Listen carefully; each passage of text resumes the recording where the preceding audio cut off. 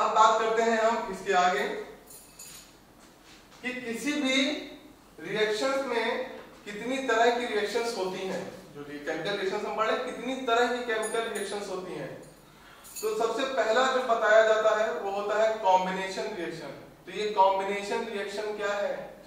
जब दो रिएक्टेंट आपस में कॉम्बिनेशन, शब्द में क्लियर है, कॉम्बिनेशन मतलब कंबाइन करना, कंबाइन मतलब जोड़ना, यानी कि जब दो रिएक्टेंट मिलकर आपको एक प्रोडक्ट दे दे, जब दो रिएक्टेंट मिलकर आपको एक प्रोडक्ट दे दे तो उसको हम क्या कहेंगे बेटा?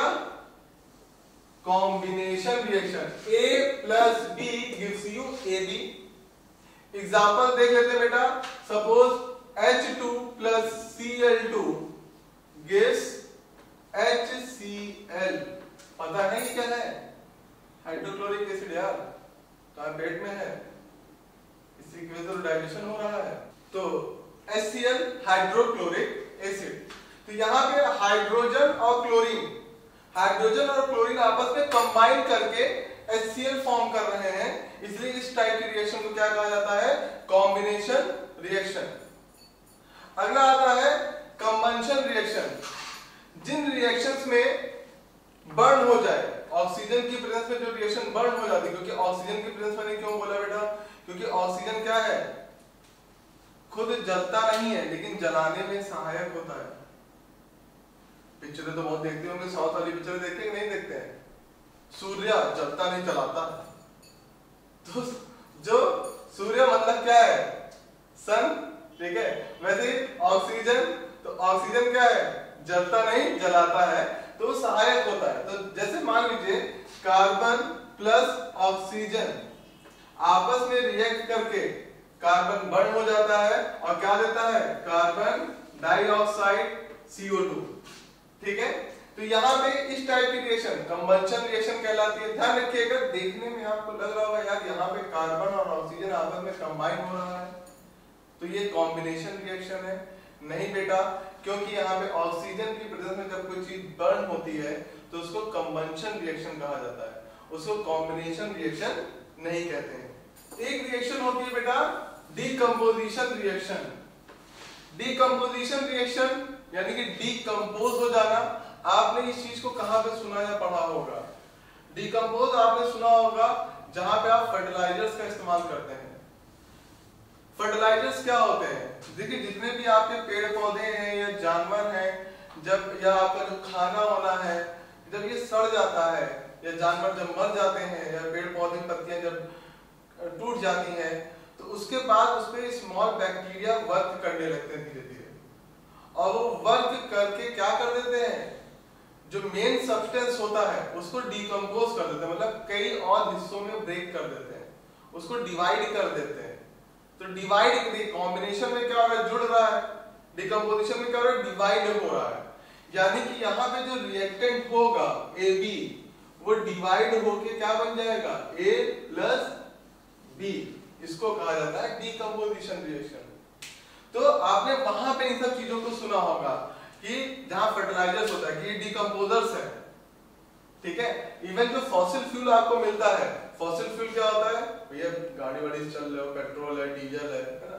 तो जो फॉसिल फ्यूल होते हैं, जो फॉसिल फ्यूल होते हैं वो भी क्या होते हैं?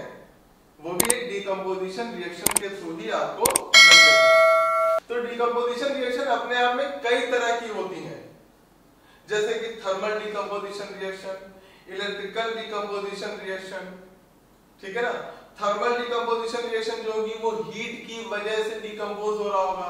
जैसे कि आपका खाना है, आजकल देखिए जब मैं आपको पढ़ा रहा हूं तो इस समय गर्मी बहुत है, ठीक है। तो इस गर्मी में क्या होता है? आप खाने को रख दीजिए, मम्मी ने बनाया, दाल है, सब्जी है, चावल है, आपने देखा होगा कि उसको बनाने के बाद अगर लंबे समय तक बाई चांस बच गया, लंबे समय तक उसको चलाना है या शाम को भी फिर वही खा लेना है, तो मम्मी लोग क्या करती हैं? उस दाल को या सब्जी को आपके रेफ्रिजरेटर में रख देती हैं, फ्रिज के अंदर रख देती हैं। क्यों? क्योंकि वो डिकम्पोज ना हो जाए। तो डिकम्पोज होगा तो वो क्या होगा? ब्रेक हो जाएगा, और वो हमारी सेहत के लिए अच्छा नहीं होता। सारे डिकम्पोजर्स हमारे लिए बेकार होते हैं ऐसा नहीं है, लेकिन खाने में अगर डिकम्पोज हो रहा है तो हमारी सेहत के लिए अच्छा नहीं है, इसलिए उसको रेफ्रिजरेटर में रख दिया जाता है। रेफ्रिजरेटर क्या करता है बेटा, डिकम्पोजिशन की रिएक्शंस को कुछ समय के लिए टाल देता है, बंद कर देता है, ठीक है ना, कुछ समय के लिए। ऐसा नहीं कि रख के आप 10 दिन बाद खा लो दाल तो चलेगा, नहीं, कुछ समय के लिए। यानी कि अगर आपको अब शाम को खाना है तो आप खा सकते हो, कोई दिक्कत वाली बात नहीं, फिर से गर्म करके आप उसको खा सकते हैं। तो वो थर्मल डिकम्पोजिशन है, हीट की वजह से आपका खाना खराब हो रहा है। इलेक्ट्रिकल डिकम्पोजिशन क्या होता है, इलेक्ट्रिसिटी अगर आप पास करा दिए, जैसे मान लीजिए वाटर है ना, वाटर में अगर आप इलेक्ट्रिसिटी पास करा दीजिए तो क्या होगा बेटा, H2 और O2 में ब्रेक होने लगता है, ठीक है ना। तो यहाँ पे लिख दिया जाता है इलेक्ट्रिक करंट, इलेक्ट्रिक करंट, क्योंकि इलेक्ट्रिसिटी की प्रेजेंस में हो रही है डिकम्पोजिशन, यानी कि इसको क्या कहा जाता है, इलेक्ट्रिकल डिकम्पोजिशन रिएक्शन, ठीक है। इसके अलावा आती है डिस्प्लेसमेंट रिएक्शन। डिस्प्लेसमेंट रिएक्शन क्या होती है, जैसे AB एक आपका रिएक्टेंट है और एक रिएक्टेंट और है आपके पास C, ये दोनों आपस में रिएक्ट कर रहे हैं, तो रिएक्ट करने के बाद अगर A हटा दिया जाए C से, A हटा दिया जाए C से, तो क्या हो जाएगा बेटा, BC, भाई A को हटा दिया C ने तो क्या बन गया, इसके पास आके जुड़ गया BC प्लस A। ये आपकी रिएक्शन क्या कहलाएगी बेटा, ये रिएक्शन आपकी क्या कहलाएगी, देखिए डिस्प्लेस कर दिया ना। याद करेंगे अभी शुरुआत में मैंने आपको बताया था, आपको कौन हटा सकता है, जो आपसे भी ज्यादा ताकतवर होगा आपको हटा सकता है ना, मेटल एक्टिविटी सीरीज या reactive order of the metals, ठीक है। तो वो किस टाइप की रिएक्शन थी, याद आया, याद आया कि नहीं आया, Fe प्लस CuSO4, तो क्या बन रहा था बेटा, FeSO4 प्लस Cu, तो Fe ने क्या किया, Cu को हटा दिया और खुद जाके वहां पे जुड़ गया, तो ये क्या हो गया, डिस्प्लेसमेंट हो गया, Cu का डिस्प्लेसमेंट हो गया, ठीक है। अब डिस्प्लेसमेंट रिएक्शन भी दो तरह की होती है, सिंगल डिस्प्लेसमेंट रिएक्शन और double displacement reaction. Single displacement जैसे कि यहाँ पे आप देख रहे हैं, ये एक सिंगल डिस्प्लेसमेंट रिएक्शन, इसमें क्या हो रहा है, Fe एक सिंगल एलिमेंट है, उसने Cu को हटा दिया, ठीक है। डबल डिस्प्लेसमेंट में क्या होता है बेटा, डबल डिस्प्लेसमेंट में रिएक्टेंट AB प्लस CD, दो रिएक्टेंट हो गए बेटा, AB plus CD plus CD। अब क्या होगा, A क्या करेगा, A जो है वो C को हटा देगा, तो क्या बना लेगा, AD, C को हटा रहा है तो क्या बनाएगा, AD, और बचा क्या बेटा, B और D, और B और D आपस में कंबाइन कर गए तो क्या हो गया, BD। तो देखिए दोनों एक दूसरे को हटा दिए, A ने C को हटाया और खुद जाके जुड़ गया तो AD बन गया, और बचा B और D, तो B और D आपस में जुड़ गए, बन गया BD। तो दोनों ने एक दूसरे को हटा दिया, दोनों ने एक दूसरे को डिस्प्लेस कर दिया, इसलिए इसको डबल डिस्प्लेसमेंट रिएक्शन कहा जाता है। क्या इसको मैंने आपको कहीं बताया था कि नहीं बताया था, मैं फिर कह रहा हूं, मैं बार बार वही एग्जांपल ले रहा था जो आपको यहाँ पे यूज हो सके। जैसा कि आपका क्या था बेटा, लेड नाइट्रेट, याद करिएगा, PbNO3 का whole twice plus Ki potassium iodide gives you, क्या दे रहा था बेटा, PbI2 lead iodide plus KNO3। तो यहां पे क्या था बेटा, देखिए Pb ने क्या किया, K को हटा दिया और खुद I के साथ जाके जुड़ गया। बाकी बैलेंस करना है तो चलिए मैं आपको बैलेंसिंग यहाँ पे दिखा देता हूँ एक बार फिर से। यहाँ पे बेटा देखें I कितना है, 2 है, यहाँ पे I कितना है, 1 है, 2 से मल्टीप्लाई करिए तो क्या हो गया, I बैलेंस हो गया। यहाँ K कितना है बेटा, K भी तो बढ़ गया ना, K कितने हो गए, 2 हो गए, यहाँ पे K कितने हैं, एक ही K, पोटेशियम एक ही है, 2 से मल्टीप्लाई कर दीजिए बेटा तो क्या हो गया, 2K भी हो गया। अब आप देखिए यहाँ Pb कितना है, लेड कितना है, 1 है, इधर भी लेड कितना है, 1 है। यहाँ पे NO3 कितने हैं बेटा, NO3 देखिए होल ट्वाइस रखा हुआ है, यहाँ पे देखिए NO3 कितना है बेटा, यहाँ पर भी 2 है क्योंकि 2 लगा हुआ है ना, 2 इस K के लिए भी जाएगा और इसके लिए भी जाएगा, तो NO3 भी आपके पास 2 है। K कितने हैं, 2 है, K यहाँ भी 2 है। I कितना है बेटा, यहाँ पे 2 है, यहाँ पर भी I कितना है, 2 है।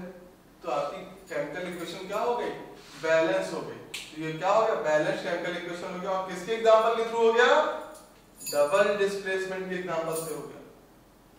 ठीक है, तो डिस्प्लेसमेंट रिएक्शन दो तरह की हो गई, सिंगल डिस्प्लेसमेंट रिएक्शन और डबल डिस्प्लेसमेंट रिएक्शन। इसके अलावा कुछ रिएक्शंस होती हैं जिसमें आपका क्या होता है, आप यार नमक तो खाते ही होंगे सभी लोग, ठीक है, खाते हैं कि नहीं खाते हैं, काला नमक, सफेद नमक, सेंधा नमक, कितने तरह के नमक है, खाते हैं कि नहीं खाते हैं, टेबल सॉल्ट है ना, सभी खाते हैं भैया, उसके बिना स्वाद कहाँ आएगा यार। तो वो बनता कैसे है, जरा इसको देखते हैं। किसी भी एसिड और बेस को HCl प्लस, ये एसिड है बेटा, हाइड्रोक्लोरिक एसिड, देखिए अभी मैंने बोला भी था, याद करिए एग्जांपल में, कॉम्बिनेशन वाले में बताया था, H2 plus Cl2 gives you HCl। तो HCl क्या है, हाइड्रोक्लोरिक एसिड है। इसकी रिएक्शन बेस के साथ करा दीजिए, NaOH के साथ।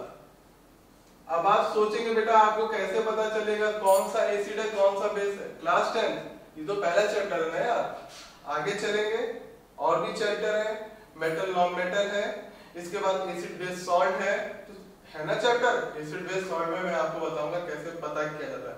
अभी हिंट के तौर पे बस समझ लीजिए कि बेटा जहां पर भी H प्रेजेंट होगा, H यानी कि H प्लस आयन, ठीक है, तो वो एसिड्स होते हैं। जहां पर OH प्रेजेंट होता है बेटा, वो OH माइनस आयन मतलब यानी कि वो सब बेस होंगे, ठीक है। तो जब भी एसिड और बेस की रिएक्शन होती है तो क्या देता है, सॉल्ट एंड वाटर, वही वाला सॉल्ट, टेबल सॉल्ट, ठीक है। तो अच्छा, अगर आपको नहीं पता सॉल्ट का फॉर्मूला क्या होता है, चलिए वाटर का तो भाई बचपन से पढ़ते चले आ रहे हो, बहुत बार पढ़ा होगा, तो वाटर तो याद हो गया है। फिर मैंने दूसरा तरीका भी बताया था कि केमिकल रिएक्शंस को कैसे लिखा जा सकता है। जितने रिएक्टेंट है, जितने प्रोडक्ट है, आपको बेटा उसके प्लस और माइनस अगर पता है, यानी कि कैटायन है या एनायन अगर आपको पता है, वो मेटल है या नॉन मेटल अगर आपको पता है, ठीक है, तो आप रिएक्शन को बहुत आसानी से कर सकते हैं। हाइड्रोजन पे प्लस का साइन होता है, क्लोरीन पे माइनस का साइन होता है, Na पे प्लस का साइन होता है, OH पे माइनस का साइन होता है। अभी बताया था, प्लस वाला माइनस के साथ जाएगा, माइनस वाला प्लस के साथ जाएगा। तो Cl माइनस में है और फिर Na क्या है, प्लस में, तो क्या हो जाएगा, NaCl प्लस OH है और H है, OH और H क्या हो जाएगा बेटा, दो हाइड्रोजन हो गए और एक O हो गया, यानी कि वाटर बन गया, H2O। तो जब भी एसिड और बेस की आपस में रिएक्शन कराते हैं तो इस टाइप की रिएक्शंस को कहा जाता है न्यूट्रलाइजेशन रिएक्शन। क्या कहा जाता है बेटा, न्यूट्रलाइजेशन रिएक्शन। और न्यूट्रलाइजेशन रिएक्शन में आपको सॉल्ट एंड वाटर मिलता है, ये आपका टेबल सॉल्ट है बेटा और वो आपका वाटर है, तो सॉल्ट एंड वाटर मिलता है। इस टाइप की रिएक्शन को न्यूट्रलाइजेशन रिएक्शन कहा जाता है। तो आपने क्या क्या पढ़ा, combination reaction, decomposition reaction, combustion reaction, displacement reaction, single और double displacement reaction, neutralisation reaction. इसके अलावा एक्सोथर्मिक और एंडोथर्मिक रिएक्शन। एक्सोथर्मिक रिएक्शन देखिए मैं पहले डिस्कस कर चुका हूं, एक्सोथर्मिक रिएक्शन क्या होती है और एंडोथर्मिक रिएक्शन क्या होती है। एक्सोथर्मिक रिएक्शंस वो होती है जिसमें हीट रिलीज हो रही होती है, यानी कि हीट बाहर निकल रही है, मतलब आपने कुछ रिएक्शन कराया और उसकी वजह से आसपास बहुत गर्म हो जाए माहौल, यानी वो हीट निकाल रहा हो, रिलीज कर रहा हो, तो वो एक्सोथर्मिक रिएक्शन होती है। उसमें बेटा हम किधर लिखते हैं प्लस का साइन या माइनस हीट लिखते हैं, बताइए प्रोडक्ट की तरफ प्लस हीट लिखते हैं या माइनस हीट लिखते हैं, वेरी गुड, प्लस हीट लिखते हैं, ठीक है ना। तो प्लस हीट, अगर प्लस हीट लिखा इसका मतलब क्या है बेटा, एक्सोथर्मिक रिएक्शन, ठीक है। एंडोथर्मिक रिएक्शंस क्या होती है बेटा, जिसमें हीट एब्जॉर्ब हो रही हो, मतलब वो हीट को लेकर के रिएक्शन करे, हीट को लेकर के रिएक्शन करे, उसको हम क्या कहते हैं बेटा, उसको हम कहते हैं एंडोथर्मिक रिएक्शन। और उसमें आप क्या होता है, प्रोडक्ट की तरफ हीट माइनस हो जाती है, वो एंडोथर्मिक रिएक्शन है। तो आपने कई तरह की केमिकल इक्वेशन रिएक्शन समझ लिया है, नहीं समझ लिया बेटा, 7-8 तरह की आपको बता दी, ठीक है। इसके अलावा अब बात करते हैं केमिकल रिएक्शंस के बाद आपका टॉपिक आता है कोरोजन और रस्टिंग का, ठीक है। तो कोरोजन क्या होता है, रस्टिंग क्या होता है, अभी मैंने आपसे डिस्कस किया था। कोरोजन का मतलब होता है जैसे किसी आपस में रिएक्ट करके मेटल्स ऑक्सीजन के प्रेजेंस में, वाटर की प्रेजेंस में या कुछ पर्टिकुलर गैसेस के प्रेजेंस में वो रिएक्ट करने लगती हैं और रिएक्ट करके धीरे धीरे वो प्रोडक्ट जो होते हैं यानी जो मेटल है वो झड़ने लगते हैं, खत्म होने लगते हैं धीरे धीरे, उस प्रोसेस को कहा जाता है कोरोजन। ठीक है। अब आयरन जब कोरोड होता है तो आयरन के कोरोजन को रस्टिंग कहते हैं। आयरन के कोरोजन को क्या कहा जाता है, रस्टिंग। पहले भी मैंने आपको बताया था, ठीक है ना, Fe+O2 plus presence of water. ठीक है, तो Fe+O2 in presence of water क्या देता है बेटा, Fe2O3 डॉट XH2O। XH2O ये फॉर्मूला किसका है, रस्ट का फॉर्मूला है। ठीक है, तो इसको कहा जाता है रस्टिंग। इंपॉर्टेंट है, एग्जाम में बेटा बहुत पूछा जाता है व्हाट इज रस्ट, ठीक है ना, या व्हाट इज कोरोजन। ठीक है, इसके अलावा आपने देखा होगा मम्मी वगैरह जो है वो चांदी की पायलें पहनती हैं या जो है वो सोने के गहने पहनती हैं, तो उसमें भी कोरोजन होता है। देखिए उसमें रस्टिंग नहीं होता ना, रस्टिंग क्या, कोरोजन सब में होता है, हर तरह के मेटल में कोरोजन हो सकता है। कोरोजन को रस्टिंग नहीं कहते हैं। कोरोजन जब आयरन में होने लगे, लोहे में होने लगे, तभी रस्टिंग कहा जाता है। बाकी प्रोडक्ट में जैसे चांदी की पायलें हैं या सोने के गहने हैं, तो इसमें भी आपका कोरोजन होता है, धीरे धीरे ये भी झड़ने लगते हैं। ठीक है, आपका इसके बाद आपका कोरोजन से कैसे बचा जा सकता है। कोरोजन से बचने के लिए देखिए मैंने कहा था ना, अगर आप ख्याल रखेंगे और ध्यान रखेंगे अपने मेटल्स का, तो वो लंबे समय तक खराब नहीं होते हैं। जैसे कि आप क्या करिए, ऑयल और पेंट करते रहिए, जिसको कहा जाता है ऑयलिंग एंड पेंटिंग। ठीक है ना, तो ऑयलिंग एंड पेंटिंग से आप अपने प्रोडक्ट को लंबे समय तक अच्छा या बेहतर बनाए रख सकते हैं।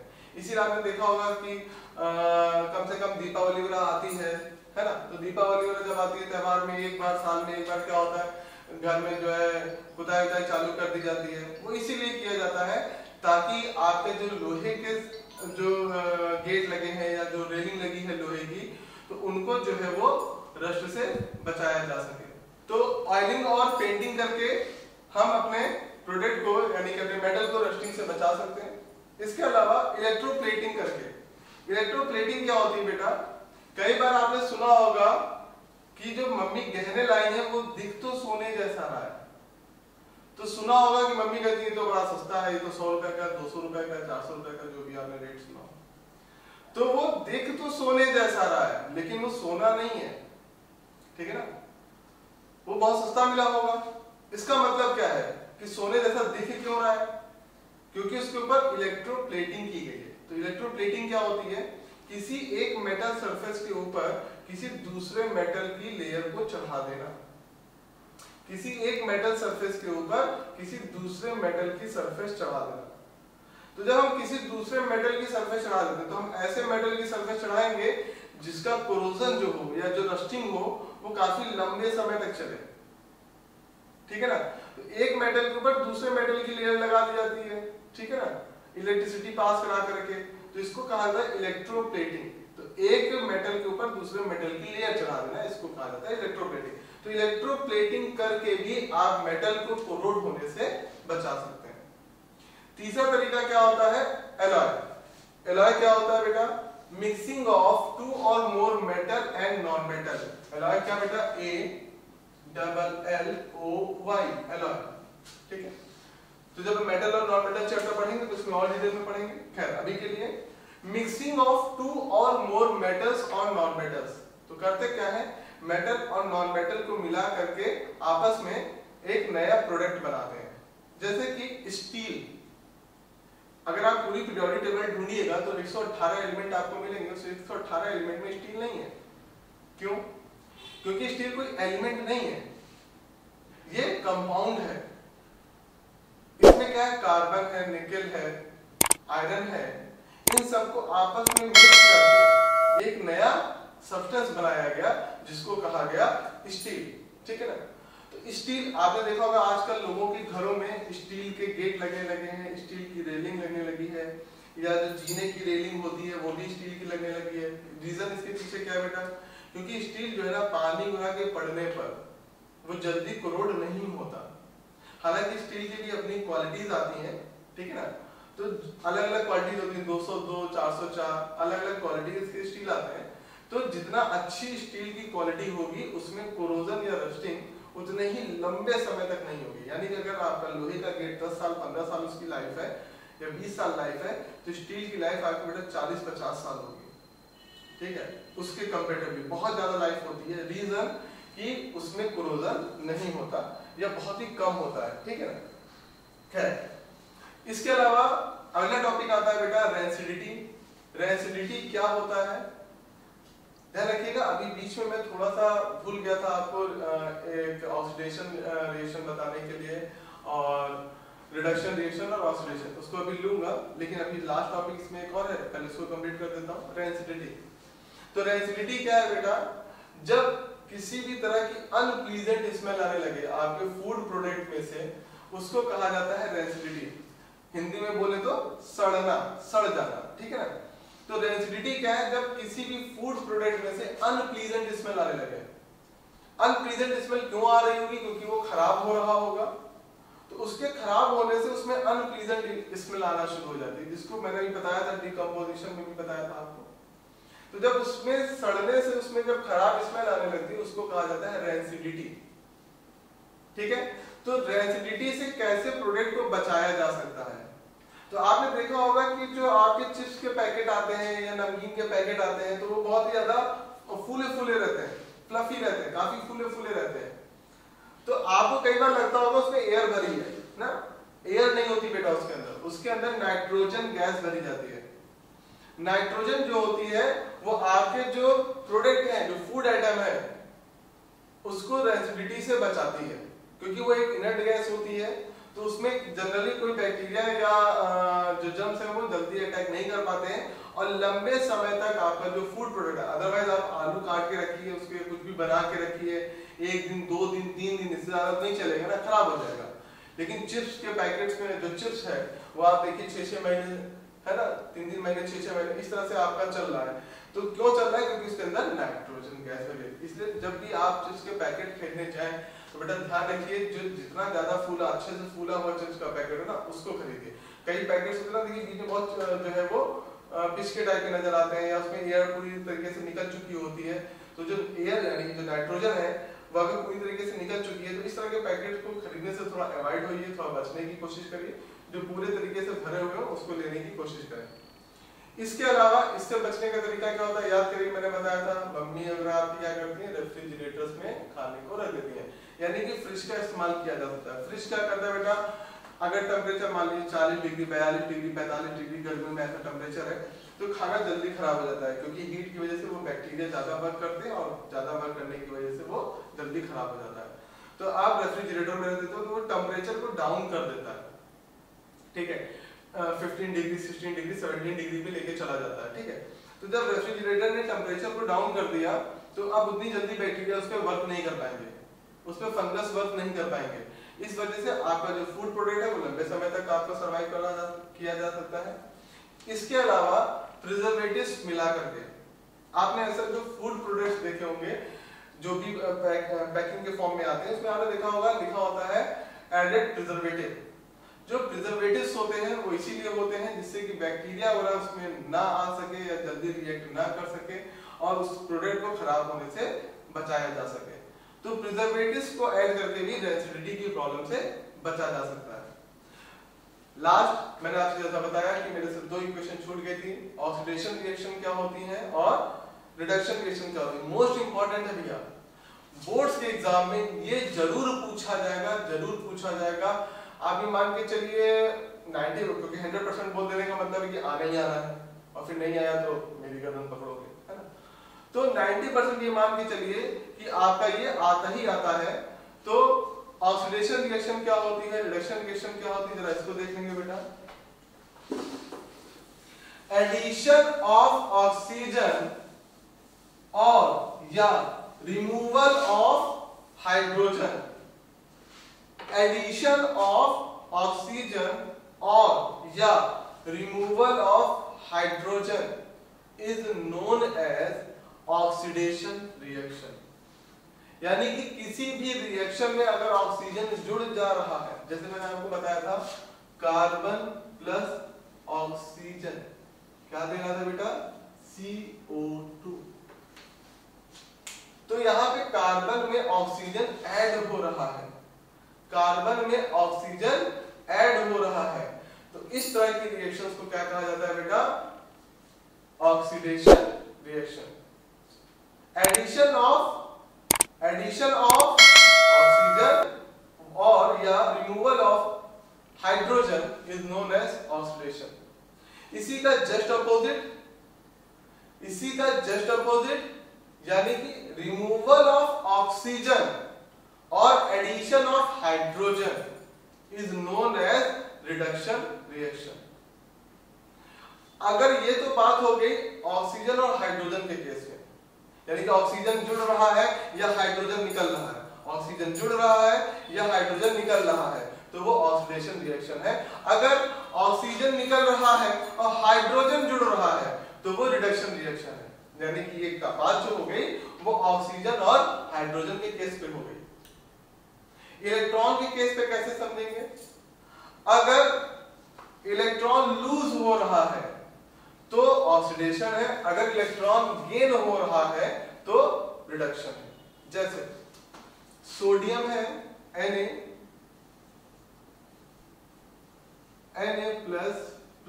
इलेक्ट्रॉन, तो यहां पर जो इलेक्ट्रॉन है उसका लूज हो रहा है, इसने इलेक्ट्रॉन दे दिया भाई, तभी तो प्लस का साइन आया ना, कैटायन एनायन पढ़ा होगा। तो यहां ने सोडियम ने इलेक्ट्रॉन दे दिया, तो सोडियम ने इलेक्ट्रॉन दे दिया, इस वजह से ये क्या है, ऑक्सीडेशन है। ठीक है, अगर मान लीजिए आपका Ag है, Ag प्लस इलेक्ट्रॉन, इसने इलेक्ट्रॉन क्या कर लिया बेटा, ले लिया, इसने इलेक्ट्रॉन ले लिया, इसलिए ये कौन सी रिएक्शन है बेटा, रिडक्शन रिएक्शन। कैसी रिएक्शन है बेटा, रिडक्शन रिएक्शन। यहीं से एक शब्द आता है रिडॉक्स रिएक्शन क्या होती है, यहीं से एक शब्द आता है रिडॉक्स रिएक्शन क्या होती है। तो अगर आप ध्यान से देखें, रिडॉक्स रिएक्शन, ऊपर वाली रिएक्शन क्या है बेटा, ऑक्सीडेशन रिएक्शन है, ऑक्सीडेशन है। नीचे वाली क्या है बेटा, रिडक्शन है।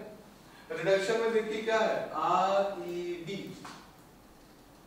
और ऑक्सीडेशन में क्या है, OX। यानी कि RED और OX मिला लीजिए तो क्या हो जाएगा, रिडॉक्स। मतलब ऐसी रिएक्शंस जिसमें ऑक्सीडेशन भी हो रहा हो और रिडक्शन भी हो रहा हो, ऐसी रिएक्शंस जिनमें ऑक्सीडेशन भी हो रहा हो और रिडक्शन भी हो रहा हो, ऐसी रिएक्शन को हम रिडॉक्स रिएक्शन कहेंगे। यानी कि कुछ रिएक्शंस ऐसी होंगी, जैसा ऊपर आप देख रहे हैं, कुछ रिएक्शंस ऐसी होंगी जो सिर्फ ऑक्सीडेशन होंगी, कुछ रिएक्शन ऐसी होंगी जो सिर्फ रिडक्शन शो कर रही होंगी। लेकिन जो रिएक्शन में ऑक्सीडेशन भी हो जाए और रिडक्शन भी हो जाए, ऐसी रिएक्शंस को हम रिडॉक्स रिएक्शन कहते हैं। यहां से दो टर्म निकल के और आएंगे, रिड्यूसिंग एजेंट और ऑक्सीडाइजिंग एजेंट। ये लास्ट टॉपिक है, एक एग्जांपल के साथ इसको मैं वाइंड अप करता हूं, तो बहुत ध्यान से समझिएगा क्योंकि बहुत इंपॉर्टेंट है और एग्जाम में आएगा जरूर। एग्जाम में पूछा जाता है ऑक्सीडाइजिंग एजेंट कौन सा है, रिड्यूसिंग एजेंट कौन सा है, कहां पे ऑक्सीडेशन हो रहा है और कहां पे रिडक्शन हो रहा है। तो मोस्ट इंपॉर्टेंट क्वेश्चन है बेटा, बैलेंसिंग बहुत ज्यादा पूछा जाता है इस चैप्टर में। इस चैप्टर में आपको पहचानना होता है कि किस टाइप की रिएक्शन है, double displacement, single displacement, decomposition reaction, combination reaction, oxidation reaction और क्या बोलते हैं एक्सोथर्मिक रिएक्शन, एंडोथर्मिक रिएक्शन। तो बहुत सारी चीजें हैं, ये सारी चीजें पूछिए, एग्जांपल आपको दे दिया जाएगा, पूछ लिया जाएगा, भैया आप फाइंड आउट करिए कि किस टाइप की रिएक्शन है। या हो सकता है कुछ रिएक्शन एक से ज्यादा तरह की आपको नजर आती हैं, तो आपको ये पता करना होगा बैलेंसिंग बहुत इंपॉर्टेंट है। दूसरा टॉपिक है बैलेंसिंग, आपको आना चाहिए। रेसिडिटी और कोरोजन क्या होता है बेटा, ये भी बहुत इंपॉर्टेंट है। और लास्ट में रिडॉक्स रिएक्शन, जो कि बहुत ज्यादा पूछा जाता है, बहुत ज्यादा पूछा जाता है कि ऑक्सीडेशन कहाँ हो रहा है, रिडक्शन कहाँ हो रहा है, और रिड्यूसिंग एजेंट कौन सा है और ऑक्सीडाइजिंग एजेंट कौन सा है। बहुत इंपॉर्टेंट है, तो एग्जांपल के साथ इसको देखेंगे। चलिए अब रिडॉक्स रिएक्शन को एग्जांपल के थ्रू देखने की कोशिश करते हैं बेटा। H2S plus SO2 gives S plus H2O। चलिए बेटा यहाँ बैलेंसिंग भी देख लेते हैं और बैलेंसिंग भी सीख लेते हैं। यहाँ पे हाइड्रोजन कितने हैं, 2। यहाँ पे हाइड्रोजन कितना है, 2, बैलेंस है। यहाँ पे सल्फर कितना है बेटा, 2। यहाँ पे 1, यानी कि यहाँ पे सल्फर आपको कितना चाहिए, 2। ऑक्सीजन बेटा यहाँ पे 2 है और यहाँ पे ऑक्सीजन कितना है, 1 ही है, तो 2 से मल्टीप्लाई कर दीजिए। तो ऑक्सीजन हो गया 2, तो हाइड्रोजन लेकिन हो गया 4। तो यहाँ पे आपको क्या करना पड़ेगा, 2 से मल्टीप्लाई करना पड़ेगा, तो 2 2 जा 4 हाइड्रोजन यहाँ भी हो गया। लेकिन अब देखिए सल्फर बढ़ गया, सल्फर यहाँ कितना है, 2 और 1 1 3, और यहाँ पे है 2। तो बस आप क्या करेंगे बेटा, इस 2 की जगह पे 3 कर लेंगे और आपका पूरी केमिकल इक्वेशन बैलेंस हो चुकी है। अब बैलेंसिंग के बाद हमें देखना है ऑक्सीडेशन और रिडक्शन का, ठीक है। तो अगर आप देखें तो यहाँ पे SO2 है और ये S हो चुका है, यानी कि यहाँ पे ऑक्सीजन क्या हो गया बेटा, यहाँ पे ऑक्सीजन क्या हो गया, निकल गया, कम हो गया। मतलब क्या हो रहा होगा, रिडक्शन हो रहा होगा। क्या हो रहा है बेटा, यहाँ पर रिडक्शन हो रहा है। उसी तरीके से अगर आप यहां से यहां पर देखें, यहां से यहां पर देखें तो क्या हो रहा है, जाहिर सी बात है अगर यहाँ पे रिडक्शन हो रहा है, रिडॉक्स रिएक्शन का एग्जांपल है, तो यहाँ पे क्या हो रहा होगा, ऑक्सीडेशन। ऑक्सीडेशन क्यों हो रहा होगा, ऑक्सीजन तो जुड़ नहीं रहा है, हाइड्रोजन तो निकल रहा है ना H2S में से, H2S में से हाइड्रोजन निकल गया और बचा क्या, S बचा। तो क्या हुआ बेटा यहाँ पे, ऑक्सीडेशन। याद रखिएगा ऑक्सीडेशन के लिए मैंने बताया था आपको कि ऑक्सीडेशन का मतलब क्या है, हाइड्रोजन का निकलना या ऑक्सीजन का जुड़ना। तो हाइड्रोजन तो निकल रहा है ना, हाइड्रोजन तो कम हो रहा है ना, तो ये हो गया ऑक्सीडेशन, ठीक है। तो देखिएगा ध्यान से, जो ऑक्सीडेशन जहां पर हो रहा है, कहां से हो रहा है, H2S से। तो H2S क्या हो जाएगा बेटा, रिड्यूसिंग एजेंट हो जाएगा। क्या हो जाएगा, रिड्यूसिंग एजेंट की तरीके से काम करेगा।